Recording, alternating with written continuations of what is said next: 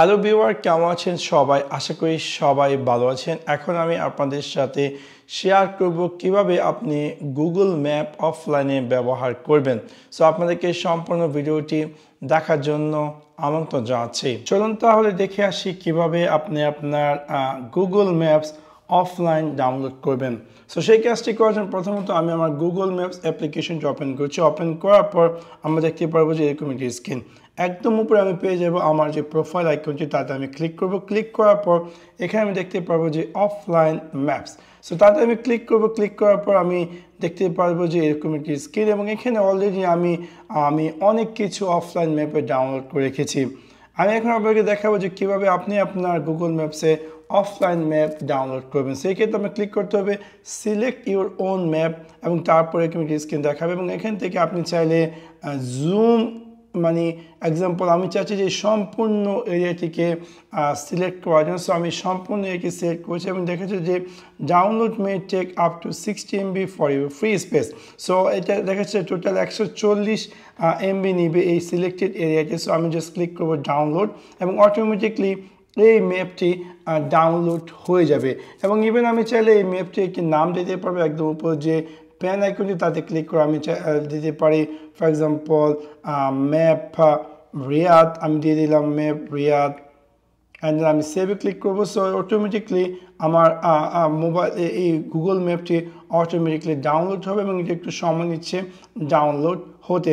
এবং তারপর আমি যদি চাই ব্যাকে গিয়ে আরেকটি কোনো একটি এরিয়াকে ডাউনলোড করার জন্য, সেক্ষেত্রে আমি এগেইন ক্লিক করব সিলেক্ট ইউর ওন ম্যাপ। আমি এক্সাম্পল স্বরূপ আরেকটি এরিয়াতে গেলাম, যেমন আমি চাইছি যে এই এরিয়াটি ডাউনলোড করে। সো আমি এই এরিয়াটি যাওয়ার পর আমি চাইলে এটাকে একটু জুম এভাবে জুম করে দেখা যাবে সম্পূর্ণ এরিয়াটি কভার হবে, এবং কভার হওয়ার পর আমি জাস্ট ক্লিক করবো ডাউনলোড, এবং সেই এরিয়াটি কিন্তু ডাউনলোড হয়ে যাবে। সেই জায়গায় ডাউনলোড হলে একটু সময় নেবে, এবং আপনি চাইলে এই ম্যাপটিকে একটি নাম দিতে পারেন আপনার পছন্দ মতো। এবং প্রিভিয়াসলি আপনি যে ম্যাপগুলো ডাউনলোড করেছেন সবগুলো ম্যাপ এখানে দেখতে পারবেন। একটু আগে যে আমি ম্যাপটি ডাউনলোড করেছি ম্যাপ রিয়াদ আমি নাম দিয়েছিলাম সেটি, এবং ম্যাপ 8 ডাউনলোড হয়েছে। এবং আরও যে আগে যে ম্যাপগুলো আছে, যখন আপনি সেই অফলাইন ম্যাপে যাবেন অটোমেটিকলি লেটেস্ট যে সেকশনটি সেটি অটোমেটিকলি ডাউনলোড হবে।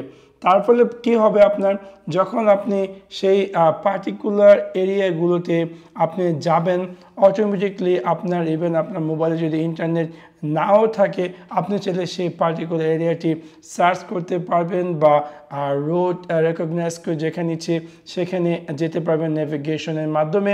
ইভেন আপনার মোবাইলটি যদি ইন্টারনেট না থাকে, দেখতে পাচ্ছেন যে অলরেডি সবগুলো আপডেট হয়ে গেছে, এবং এটা দেখা যাচ্ছে যে এক্সপায়ারি ডেট হচ্ছে 13 নভেম্বর। এবং আপনি চাইলে এখান থেকে যে কোনো ম্যাপকে এখান থেকে ডিলেটও করতে পারেন আপনি ইচ্ছে মতো, অথবা পার্টিকুলার ম্যাপটিকে আপনি এখানে 3 ডটে ক্লিক করে চাইলে আপডেটে করতে পারেন।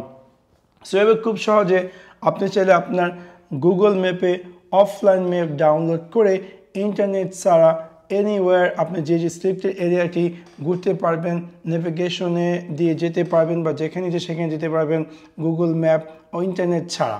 সো আশা করি আপনাদের ভিডিওটি ভালো লেগেছে। যদি ভিডিওটি ভালো লেগে থাকে অবশ্যই লাইক এবং শেয়ার করতে ভুলবেন না। Thanks for watching my video. See you next one. Piece.